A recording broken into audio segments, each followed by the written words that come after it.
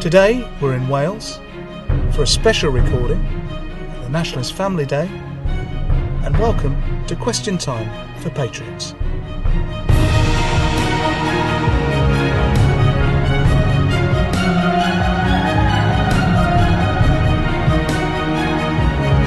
This afternoon's guests are Councillor Mike Whitby from Merseyside, Councillor Richard Perry from Essex, former councillor in Stoke-on-Trent Mike Coleman, a well-known British nationalist dissident, and the MEP for the North West region of England, Nick Griffin.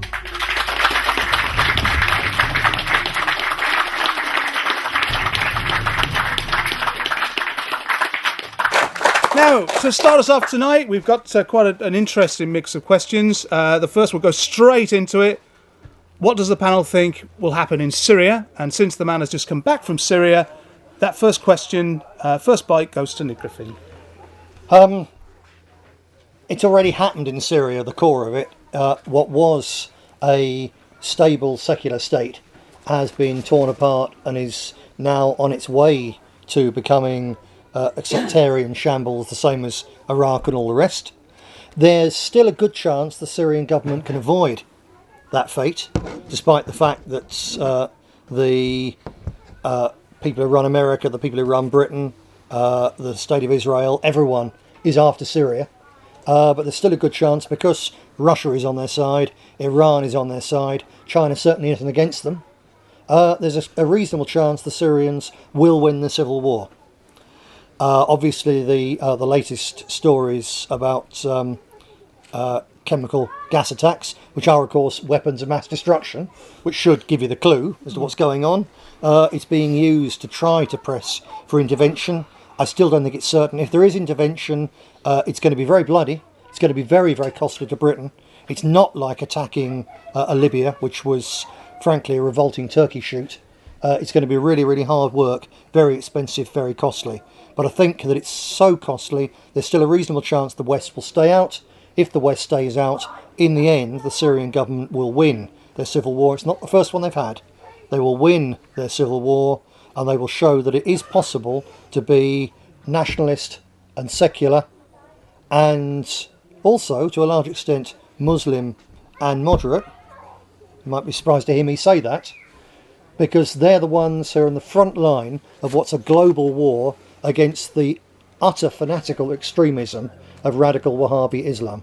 And I think it's 50-50. There's still a really serious chance the Syrian government will win their civil war, and we should hope to God they do, because they are fighting our war. Okay, and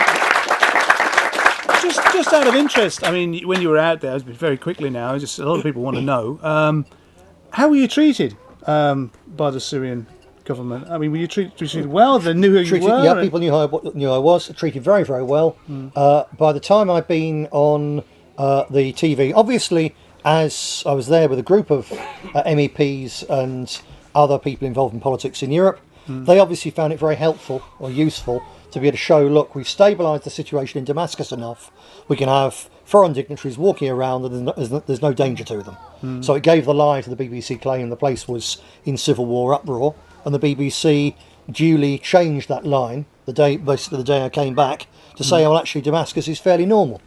So I was treated very well.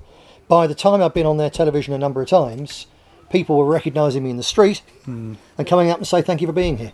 So very friendly, very hospitable people, Christians, Shia Muslims and Sunni Muslims as well, all of them saying we don't want this crazed version of Sunni Islam that the Saudi Arabians are trying to force on us.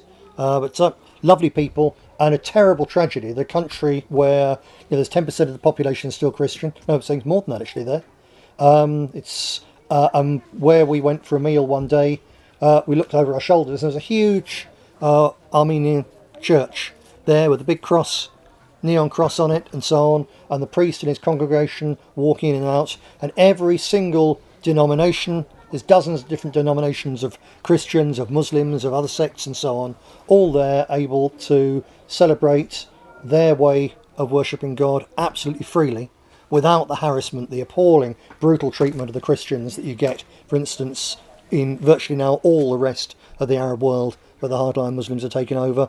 There are lovely people in a tremendous country which, if they get it back on their feet and stable again, is going to be a wonderful place where I think Westerners can go to look at ancient cultures, ancient heritage, very ancient Christianity, and be very welcome as tourists, and then go home again, just as we welcome those people to come to Britain as tourists, and then go home again. Yeah. Okay, well, staying on Syria, Mike Coleman, Nick actually going out there, it completely flummoxed the media. I think it completely flummoxed them, and I think the party actually changed foreign policy. British foreign policy completely flummoxed Haig as well. What do you think about that? How do you think it benefited the party? What did you make of it from the point of view of grassroots Stoke BNP? Well, it shocked me when I heard Nick was going to go to Syria. I thought, well, that's unusual. I didn't expect it from a leader of the BNP, but I thought it was so smart for that to come about. And it did improve our standing in politics in this country. But getting back to what's happened in Syria, I don't consider it to be a natural order of events. I consider it to be manufactured and organised from outside of the country. That's exactly what the leadership of the Syrian people has professed, and I genuinely believe that. I think what we've seen in Syria is what's happened in Libya and in other Arab countries throughout the world, and this is manufactured by the enemies of those states, and like Nick says, we share common enemies, and that's why we must support Syria on issues like this. And for Nick to see that, it just it made me feel good. And I've got no doubt there's many thousands and millions of people who also learnt of Nick's visit to Syria, saw that and knew what it was about and saw the smartness in it, and that would have benefited the BNP. And it makes us bigger and stronger in politics, and that's why I think it was a really good thing. And we've got to do it more so. I hope Nick uses these opportunities more so in the future. It's great. We're reaching out to new peoples, and the BNP, we've been put up a corner for many years as some like a haters group, but actually what Nick's doing is championing all cultures and all nations, all national boundaries throughout the world. So we're opening up friendships to all of the world. That's a far more agreeable position than in politics than just being a haters group, which we're not anyway, but that's why that was so clever. And it's the way for us to go in the future. Okay.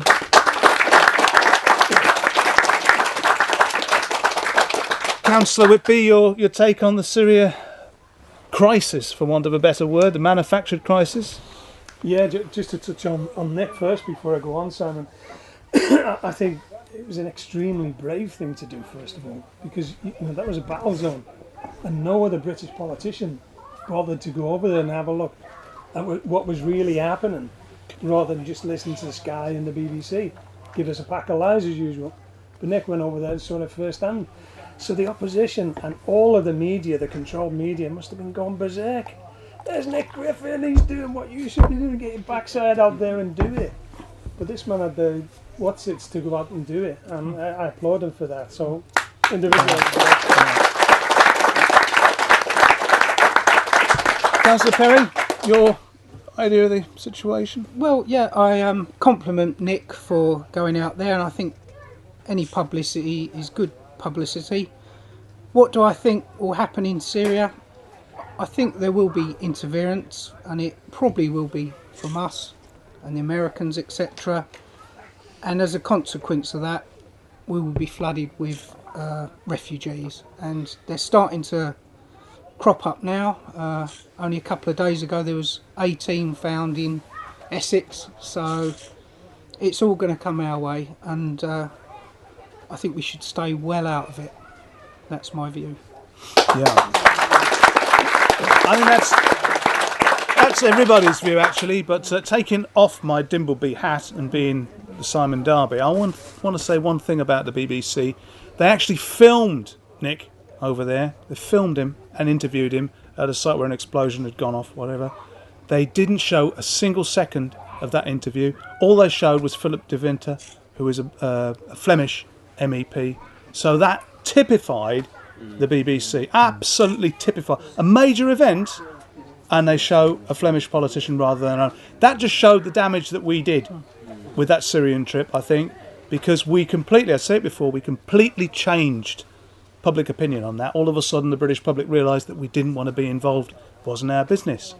Now, at that point, I've got a list of questions here, but I'm going to change it a bit, and I'm going to invite questions from the audience, because it's about you, it's not about us, and we don't want to monopolise anything. So, who's got a question they would like to fire at this established panel? Chap at the... It's Vernon, isn't it? Yes, Vernon, sir. Yeah, I would like to ask the panel, how do you see the evolution of the European nationalist movements within the next 10 or the next decade, and the European strategy of nationalist movements, if that's not too a difficult question to ask? Very topical, actually. Start with Councillor Whitby. Your take on that, sir? Thank you, Simon. Yes, Vernon, I think it's a very interesting subject. I had my doubts, to be honest. A couple of years ago when it was first mooted, I thought, well, what will they start calling us names, you know, because of, as Nick indicated, what happened in the 1940s. But it's completely the reverse, and we know the truth of that. Nationalists know that their focus is on their own people. It doesn't mean that you hate anybody else. It just means that you love your own race and you want to look after them, your own nationality. And you know, we have all sorts of common areas where we can work with these people and help each other to regenerate our own countries and our own cultures, which have been left to go by the wayside in favour of people from the third world. And you know, there's this craze in bringing everyone from the third world, 7 billion people in the world. They want to bring them all to the West for some strange reason. And when they get here, they complain that you've all got the lights on too long. Well, they come from a place where you don't need to use lights or heating. Leave them there. Those who want them here, they should go and live with them in Africa or India or somewhere. So the AENM hopefully will continue that and you know, build a very strong nationalist movement. You know, listening to that, if it was a real question time, there'd be plants in the audience booing Mike, you see. Millions of people at home cheering him, but there'd be people booing him, giving the impression that what he's saying is actually extreme and not popular. Whereas you know that most people think like that. They really do. Councillor Perry? Yep, I've been to some of the meetings with the European Alliance. I've met lots of them, and they are like-minded people. It's a fantastic thing, and you saw how hard they tried to stop us getting that revenue for the Alliance money. They really, really tried to stop us, and the reason for that is they don't want us to form groups within the European Union. They don't want us to form alliances, and they're happy to divide and rule. And you know, it's a great thing, and I'm sure it's going to get better and better. So thank you. Mike? Colin? Thank you for the question, sir. Well, I want to see unity across Europe. We cannot develop in isolation in little old England, because it's not going to happen for us, because the world's too big a place. Whereas the unified European movement, the world is our oyster. We're powerful creators. Look at all our history is just so great. We're such strong people. If we can unite the peoples of Europe, we can have the world again. That's what I feel. So it's not going to be easy. There's huge forces against us because they know that's what we want. That's the holy grail for nationalism in Europe. And there will be enormous, powerful, very well-resourced movements trying to stop us from doing that. That's why we've got to become really hard. We've got to become hard on the right. Not crazy mad hard, but hardened people who we see where we want to be and we work towards that. And that's why we've got to start inviting foreigners to these events. By foreigners I mean French people. I remember years and years ago, I don't know if anybody in this room can remember the old Ring organisation that John Peacock used to organise, and we used to invite Germans over and French and Italians, and we felt so good to be there with other Europeans, and we used to sit out all night over a barbecue, eating burgers, eating hot dogs, and we had that unity there, and I saw that, felt this is the way forward for Europe. That it really is European unity. And if we can have a bit of that, I know that we can take Europe back for the European peoples. Yeah. Nick, do you remember one of the first Red, White and Blues? We had a Frenchman invited, and he sat there, well, he stood there on the stage in front of hundreds of people, and he said in very heavy French accent, Britain and France will never fight each other again. And there was a tremendous applause, wasn't there? It was a tremendous day. Your take on it? Yes, reminds me of one thing, by the way, in terms of pure practicality. This year's Trafalgar Club, Bruno Gollnisch, a fellow MEP and a friend of mine, one-time contender for leadership of the Front National, and a very smashing chap. He's coming to the Trafalgar Club. He's actually a French Naval Reserve officer. So it's really quite ironic to have him coming to celebrate Nelson's victory, but he's taken it in very good heart, and he's coming. So TC members, please make sure you come to that. Bring guests. Perhaps if a few new people wish to become TC members, have a good turnout for that. It should be quite an event. It's in a very nice venue in the south of the northwest, so it's quite easy to get to. Addressing Vernon's question, at present we nationalists are obviously a small minority within the European Parliament. We're treated as Kafirs, we're treated as second-class citizens. I've joked several times we should actually go around putting on benches and so on. You know, this bench is reserved for only members of the non-attached, the nationalist pariahs must sit on these benches and mustn't sit with the human beings, because there's a sort of apartheid system there operates against us, which of course we don't mind, because we feel plenty of contempt for the liberal left, the capitalist tools who run the show and are literally running Europe into the ground, or the nations of Europe into the ground. We face the same struggle, we face the same enemies, we face the same problems. We need to work together more and more closely. So I think because we need to, we will work together in ups and downs more and more closely, because all of us have to learn new tactics. We've all of us been blocked, country after country after country. We've reached a certain stage, and after a few years of chaos and fear, the opposition, enormously powerful, have learned how to block us. They learned how to block the British National Party electorally. So now we're just developing with the heavy intensive work on postal votes, and it's good even from a European Union point of view. They do actually want more people voting. So for once, everyone wants the same thing, more people voting. But we know if we're working on the ground and getting people to sign up for postal votes, they'll be voting for us. Now, that isn't directly applicable to every country in Europe, but it's an indication we've learned a new tactic. We've been forced to. As that tactic's rolled out, we're going to start winning again.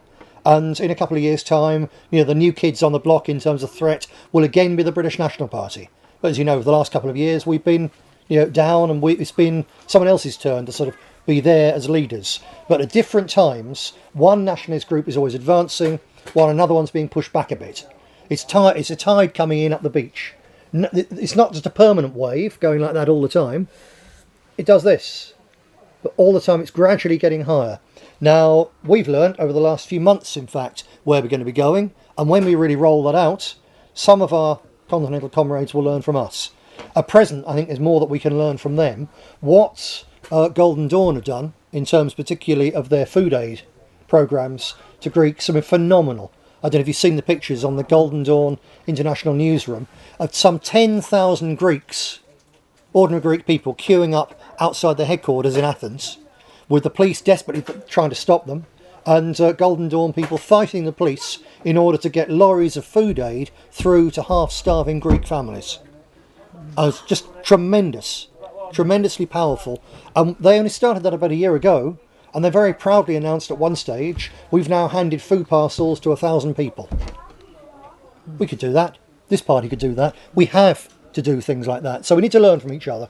The future of the EU is unsustainable unless they turn it into a tyranny.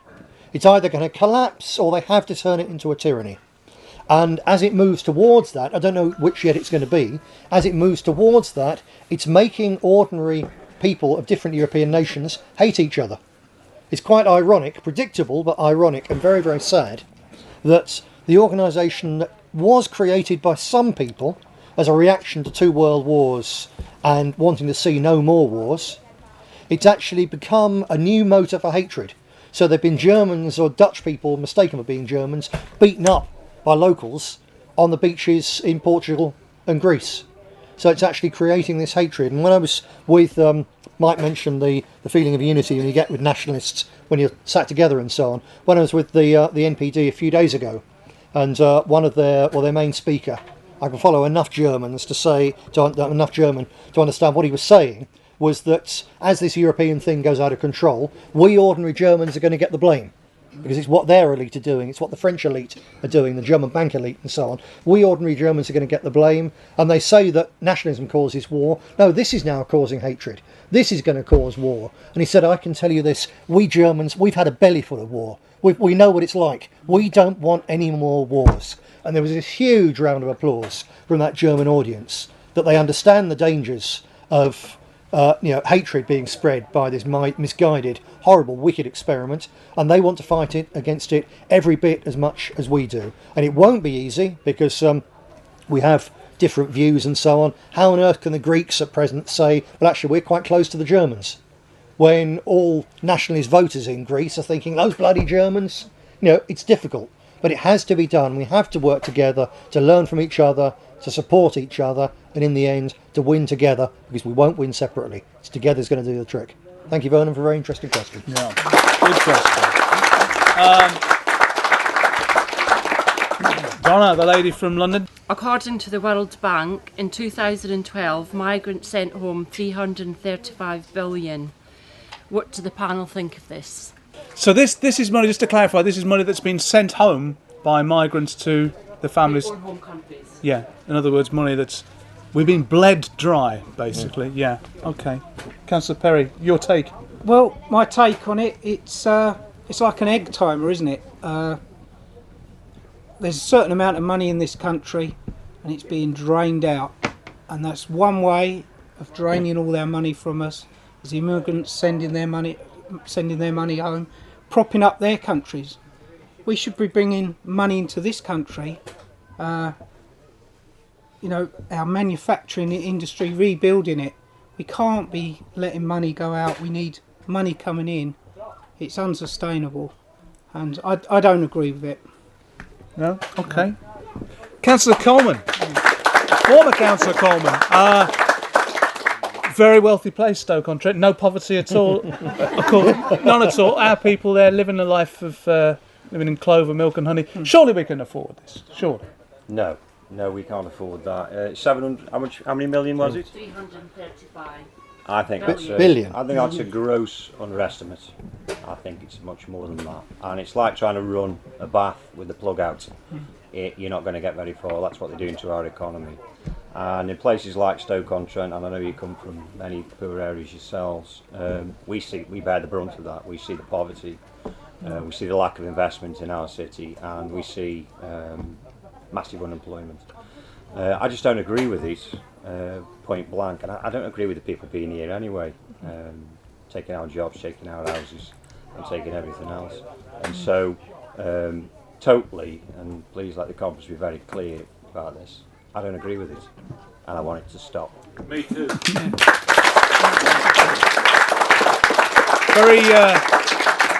Very hard attitude. Surely in North Wales and Merseyside, people will be jumping for joy. The local people, about 335 billion, snatched from us in a form of financial vampirism, Councillor. If you listen to the BBC Radio Merseyside, they'll have you believe that everyone believes in that philosophy, Simon, but I can assure you that most Scousers are not left-wingers. If you want to describe them as anything, probably libertarians, anti-establishment libertarians. But nationalists are the anti-establishment libertarians these days, because we've been oppressed for so many years. But that figure is absolutely astounding and appalling at the same time. And and you can see, perhaps we can't see the extent of it so much, but we all hear stories about people taking money back home. This is not their home, by the way. Their home is Pakistan or India or Africa or wherever, and they're going back home all the time. Now, just in the news over the last couple of days, there's been a story about 6 furniture and carpet organisations who are selling at fictitious sale prices. Probably all seen it in the news, where they claim there's 60-70% off goods. Well, this has been going on for donkey's years, and the reason I bring this subject up now is that I won't mention the name of the organisation because we don't want any legal battles. But anyone who lives up north will be very familiar with the biggest window organisation, double glazing company in the Leeds Bradford area, which is owned by a Pakistani. And every single month he takes a bag full of money home to Pakistan. And he brags about it. And he empties that company and leaves a tiny amount of money in that thing. So if it ever looks like it's going to go bust, he'll throw a few bob in it. But he knows that come what may, the money has gone to where he wants it to go. And it's just one drop in a massive ocean of people draining our resources and our people's culture. And it's got to stop, you know, as the panel have said. It can't go on, and hopefully it'll stop very soon. Thanks, Donald.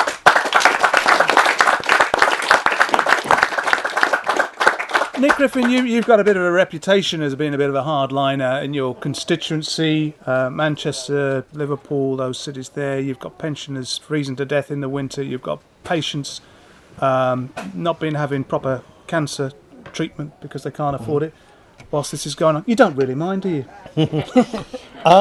Well, first of all, I'm not at all sure about the figure.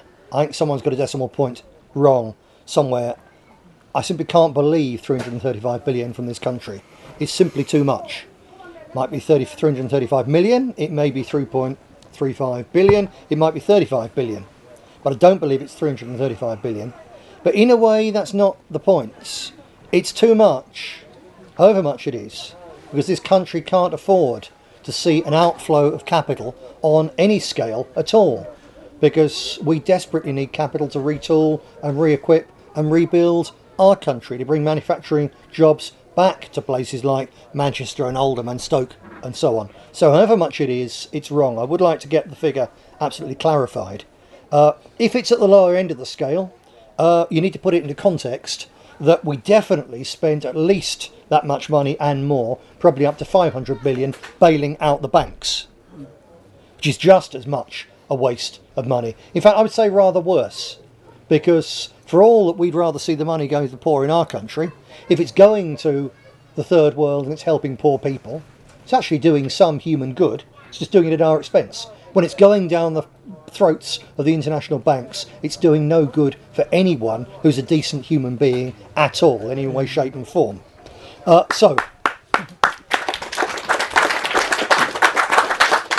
It is a serious problem. I know I've read and seen pictures that if you go to the Peshawari area of Pakistan, there's whole streets, whole suburbs, where they've got huge mansions in a vaguely British style, and they're all built with money which is sent home from Britain. If that figure is on the larger side, I'll tell you where that money comes from. Heroin. The bulk of that. It doesn't come from selling kebabs. It comes from selling heroin out of kebab shops. It's our kids' blood, lifeblood, has created a lot of that money.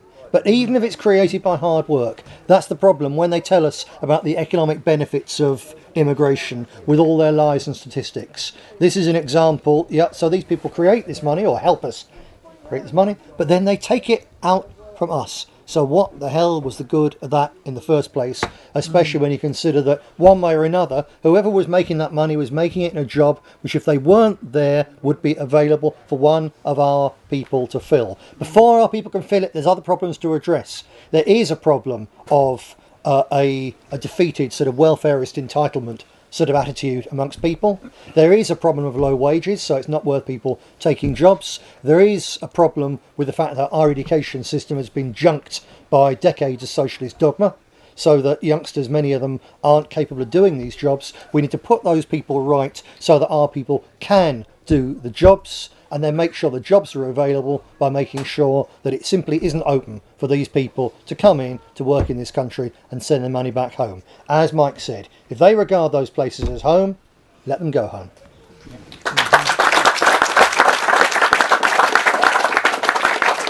Okay, we've got another question. This is from Tina from Essex. You've got a question. Yes, I'd like to know what the panel's views are on this government's policy on unsustainable house building on our greenbelt land to kickstart the economy. Okay, that's an interesting question. We're switching more onto an environmental angle. Surely, Mike Coleman, it's in this country's interest to concrete as much as we possibly can over our country. So nothing wrong with that, is there? Yes, there is. I mean, looking outside this tent now, I hadn't thought of this area being concreted over and houses built on it. Just is horrific. Places like Stoke-on-Trent, I know I go out to Stoke-on-Trent all the time, but it's important because we've got huge areas of wasteland in Stoke-on-Trent that are available for building houses on if the government so chose. If it wants to do that, then let them build in cities. It's counterintuitive and it is against my instincts to build on farmland, because that's what greenbelt is to me. I grew up in a city. Greenbelt is farmland, and that's industrial land. Farming is an industry, so I'm against it. I think any investment of that kind should be going into building industries. If he wants to turn the economy around, instead of building bloody houses, these tiny farting little houses that are too small for human beings anyway, let's start investing in building industry and starting up small business loans, small business units that are low cost, low rent. Let's get something going on like that. And so I think I support you. I think your question sort of suggests where your position is. I totally agree with that, and I'm against building on farmland.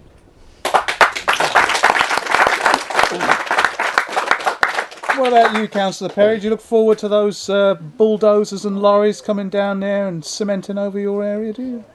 Well, I'm from Essex. Try not to hold that against me. And as a parish councillor, we are fighting with Councillor Gentry this unsustainable, massive building project on all our greenbelt land. And what they're saying, they're selling it to local government as saying, we need more, the population's getting older, we need more houses for the elderly. And then you look at these plans when they come through when you're at your planning committee, your planning meetings, and there should be rows and rows of bungalows there, and there isn't. They're all 2, 3, 4, 5 bedroom houses. And the infrastructure on the roads, they just build a couple of little roads, and then you're left with clogged up roads. They're not building any infrastructure or jobs, so we're dead against all these new homes. It's just a quick kickstart for the economy, and it's not going to work, and everyone is against it, absolutely everyone, and it's going to be the Achilles heel, you mark my words, of all the Tories in Essex, because come the next elections people are going to be voting in their droves against them, and we're the only ones that are standing up to it, because there's no Labour Party in Essex or the Eastern region. They're finished.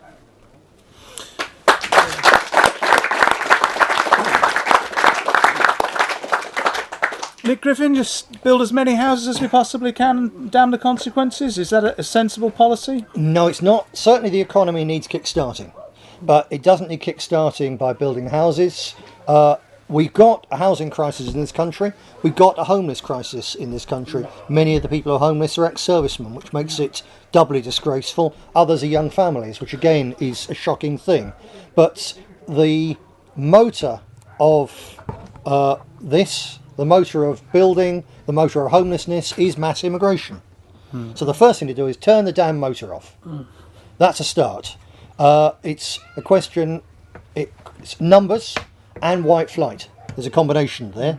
The more others you have coming into the country, the more you have to house, and the more areas become colonised, occupied, the more of our people then want to get out, and they're, I think, probably the first people who'd be coming to the houses near you if they're built in Essex. And if the numbers weren't coming in, that problem wouldn't be there. So that's the first thing.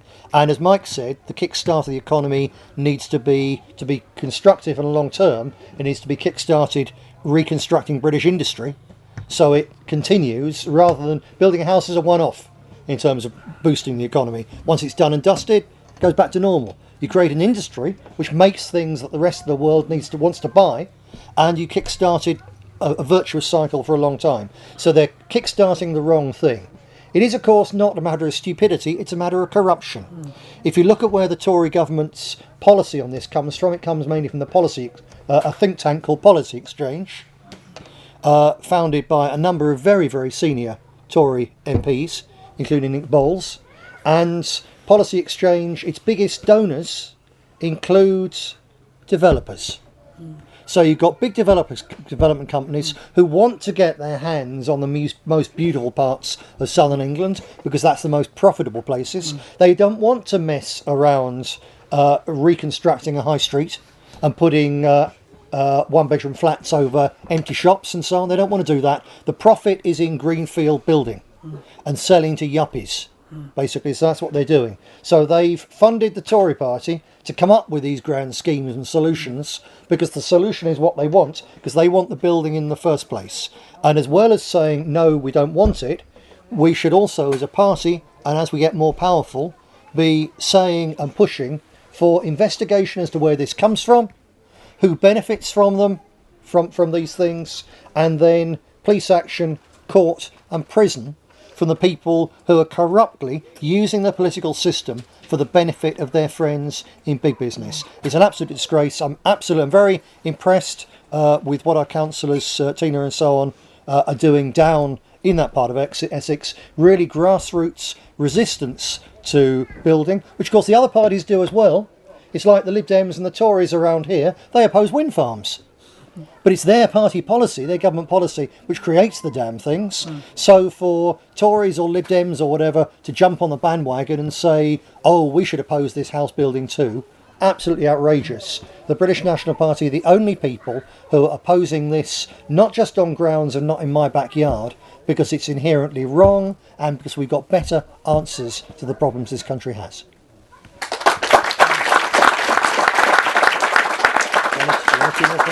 Mike Whitby, a concept of prosecutions for corrupt Tories and developers, how does that grab you? That sounds very, very interesting. You like a bit of that, yeah? I'd like to see a lot more of that, as I'm sure everybody else would here. There's a few things tied in there with Tina's question. The first one is, having spent many, many years in the building industry, as Nick said, and all the other panellists, we're not going to kickstart our economy by building houses. That's a one-off project. If it takes a few months to build a house, what jobs is that going to create long-term? None. Gordon Brown did something similar with the PFI situation, where he pretended that it was private financial investment. But no, it wasn't. It was all of you and all of the taxpayers out there who are paying for that, and will pay it. Our grandchildren will still be paying for the PFI. Most of the things they built was apartments. For who? For foreigners. You know, we've got to get to the questions, as has been indicated, why this is necessary. We have a diminishing indigenous population. Our population doesn't produce anywhere near as many children as we used to. So why do we need more houses?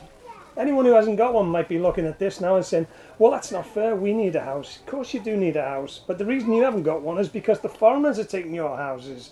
If the foreigners weren't coming here in the first place, we wouldn't have a shortage of houses, and we wouldn't have to be building on gorgeous land like this.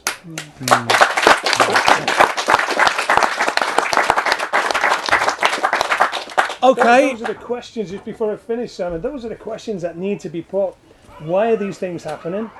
Why was Brown and Blair cozying up with all the builders to make absolute billions out of taxes? Why are all these private institutions giving bongs to Cameron and Co?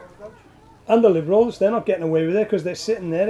If they're not participating, they're complicit because they're saying nothing about it, and they're supposed to be in government. These people need to be identified and put on trial and sent to prison. Okay, we've probably got time for a couple more. Oh, Tina, sorry, you wanted to... No, I'm very happy with the answers, and I'm glad there is at least one political party who are taking these policies which would change our landscape forever seriously.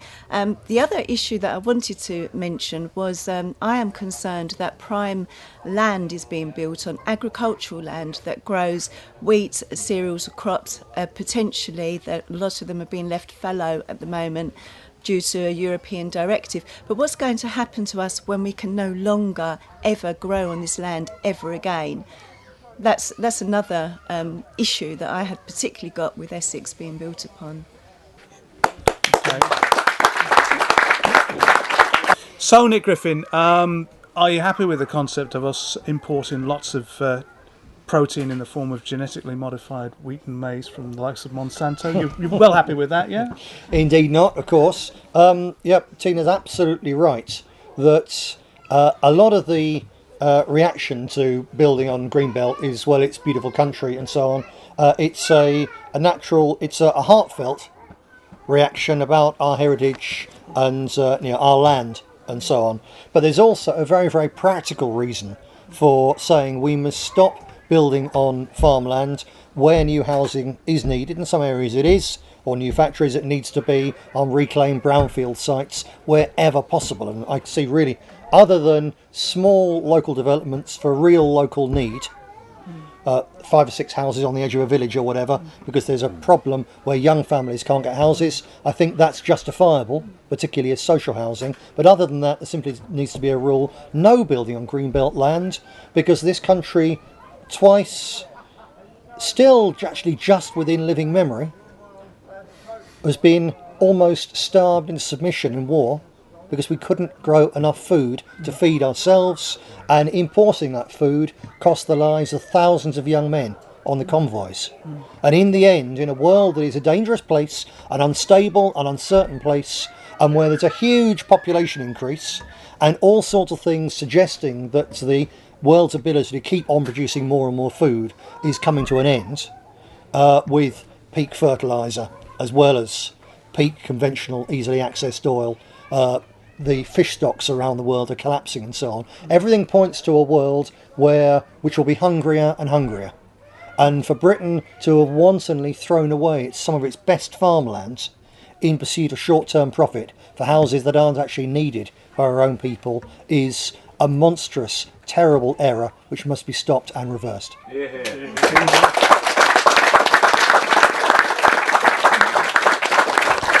Okay, we're doing really well. We're getting through a lot of subject matter, but we've probably only got time. Time is our enemy, and we've only got time for 2 more questions. So, anybody else wanting a question thrown in?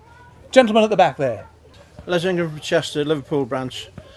What I'd like to know is if the Scottish decide that they want to leave the United Kingdom, as we join the European Union as the United Kingdom, does that mean we can get out by saying we're no longer the United Kingdom, or would the Europeans want to throw us out anyway because of it? I'm in favour of being thrown out or leaving, whichever way it goes. Thank you. I think you should be a lawyer. I like that. I like the angle. What do you make of that? Nice little legal loophole. I think it's excellent. Les, my colleague, of course, from Liverpool branch, it's absolutely spot on, because the terms under which we joined that were the United Kingdom of Great Britain, Northern Ireland and Scotland. So those terms are broken. If they pull out, they're broken. So we have to have at least a referendum on Europe, and probably, just make sure that, just tear it up and say that the contract is null and void, and we no longer want to participate in the European Union. Because, it's a fact that, if you look back at since the day we went in right up until today, we've been, whenever there's anything that gets built with, and I quote, European money, they have to fly that flag over the building to say, oh, this was built with European money. The reality is that 80%, that's 4 out of 5 of every pound that's been put into the EU since it started, by Britain, we have only got 20% back. So 80% of it has gone that way, and only 20% is coming back this way.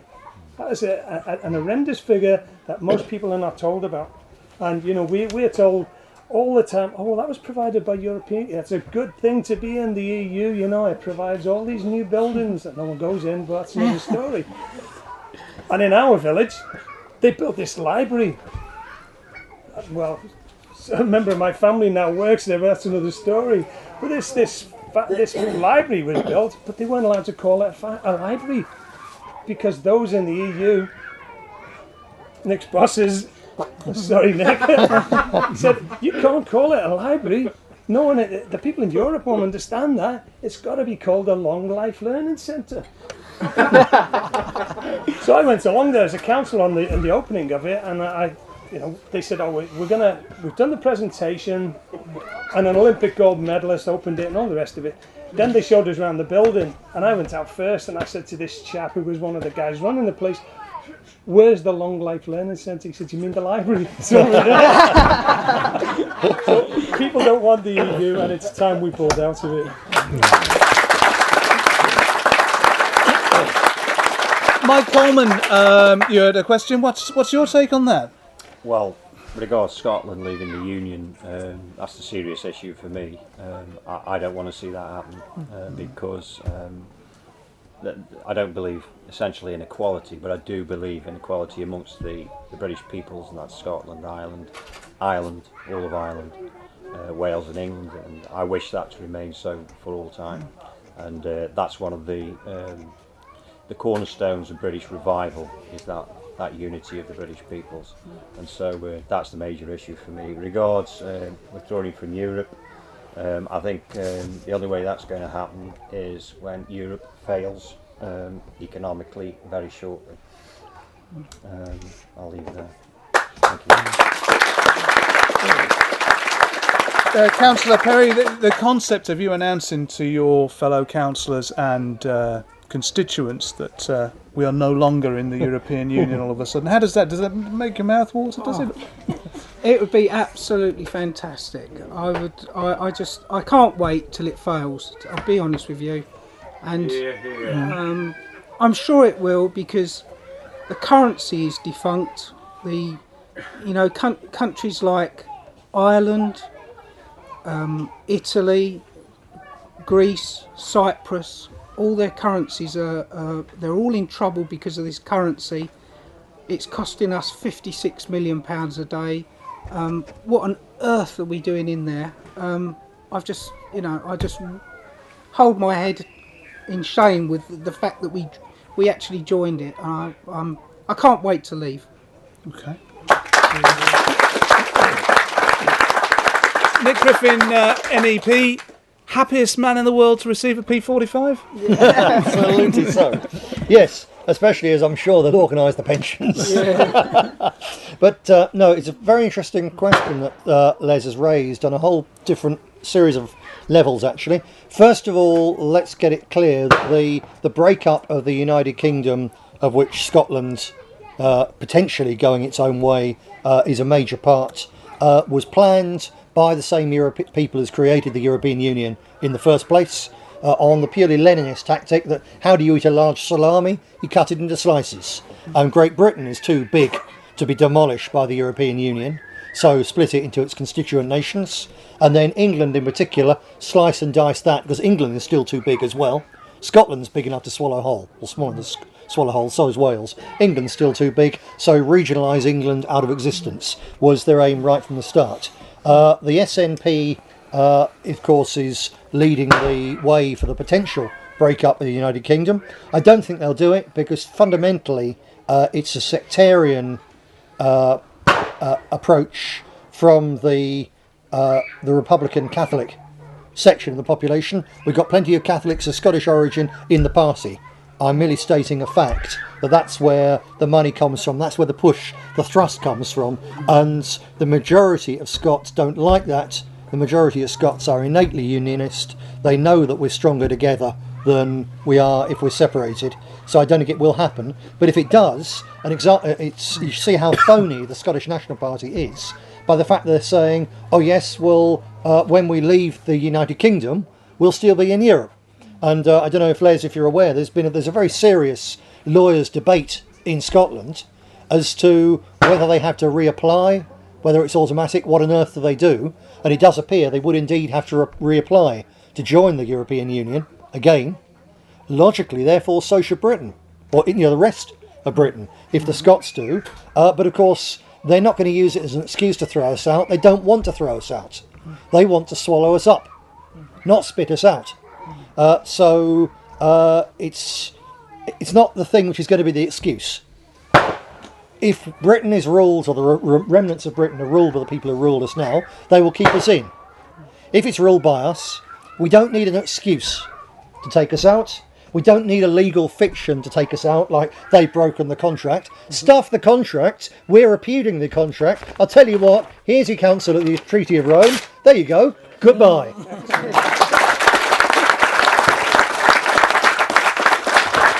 Okay, time is moving on. We've got time for one last question, which has been sent in. Quite an interesting one, actually. Dear Question Time, this is from the Archbishop of Canterbury. Dear Question Time, I recently tried to make a political issue out of payday loans. I made a right balls up of it. Can your panel of experts please try and do otherwise? Payday loans, Mike Coleman. How does that affect people in Stoke-on-Trent and around? Payday loans are totally evil. They are a route to serious poverty and serious debt.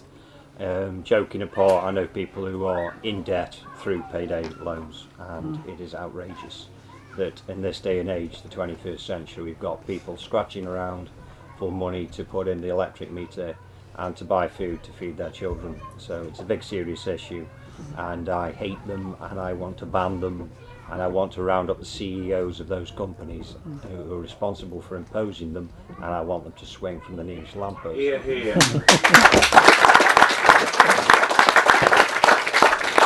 Councillor Whitby, 5,500% APR. That's not unreasonable, is it? By today's standards, you know, what did the Archbishop of Canterbury say? They acted very professional. They're a very professional organisation. Wonga, he said. They actually went on the telly and said that. And the guy said, "You sure? 5,000% interest, APR?" Well, the things in their industry, they're very professional in the way they operate. How can the Archbishop say something like that? Yeah. This is a blight on our country. We shouldn't have usury at all. Never mind 5,000% APR. It's disgusting. And for the church to be backing and authorising that is appalling. And you know, it needs to stop right away, because it's hitting the worst off people in the country. You know, the ones who go for payday loans haven't got a thing to pee in, without being crude. You know, they're absolutely skint, and they get even more broke when they get one of those loans. So it shouldn't be legal, it shouldn't be lawful at all. No. Okay. Councillor Perry, just a bit of opportunism. Got to pick a pocket or two, eh? That's all it is, you know. It's the banksters again, isn't it? It's them robbing us blind. They're all behind these companies they're asset strippers, and they're stripping assets from us, and this is just another way of robbing us blind, and I absolutely hate it. And when I see them they're advertising on the telly, and it makes me sick. So, And Nick Griffin, your take on payday loans? Well, at present I don't need one. But years ago, when Jackie and I first were married, we were in the position sometimes of the last 50p in the meter ran out electricity wise, so we had to go to bed with a little one at 7:30 on a winter's night, because that's what you have to do. And when you're that skint, it's very tempting to take a payday loan, because it's better than the kids going hungry. That's the attraction of the thing. And yes, these people are sharks and criminals. And yes, I'm glad that we can hear the sound out there of our preparations for dealing with them. That's tremendous.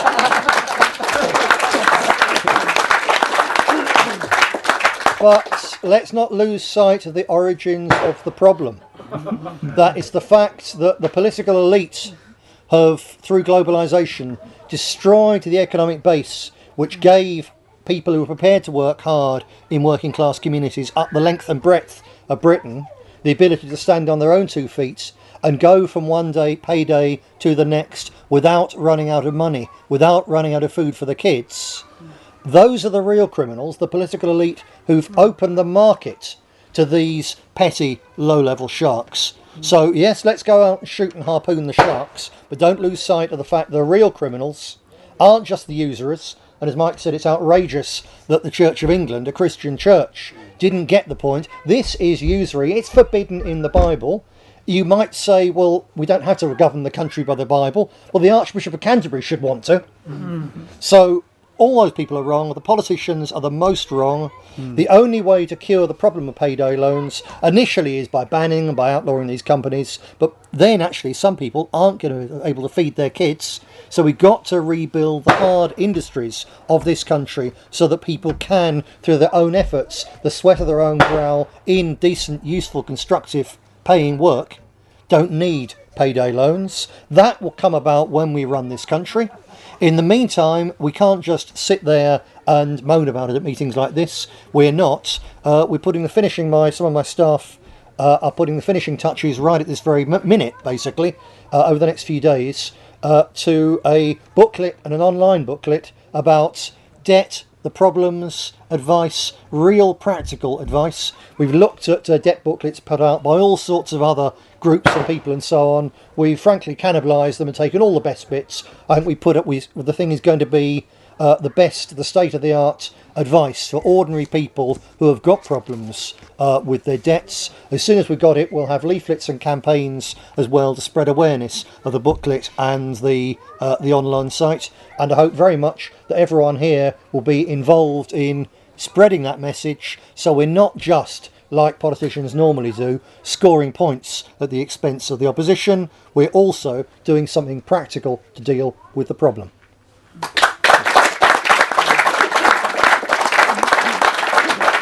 And that, ladies and gentlemen, is it. We're out of time. I thank my panel, a very esteemed guests, and thank our audience, and I hope you'll enjoy the next edition of Question Time for Patriots.